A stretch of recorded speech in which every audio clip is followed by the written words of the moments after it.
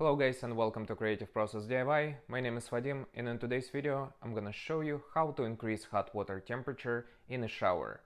This is Delta tap and shower faucet and now I'm gonna show you how to adjust temperature on shower valve. Remove the handle.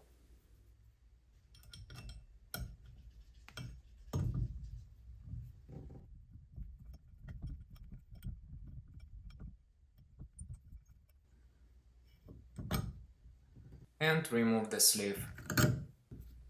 Unscrew the screw and remove handle adapter. Pull the O-ring. Pull the rotational limit stop to adjust the temperature.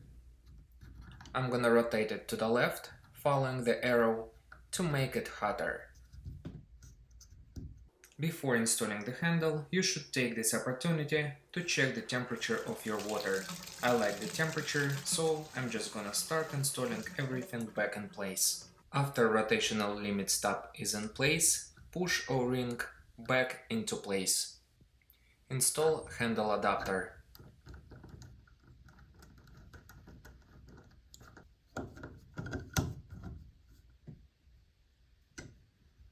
Install the sleeve. Install the handle and secure it with a screw.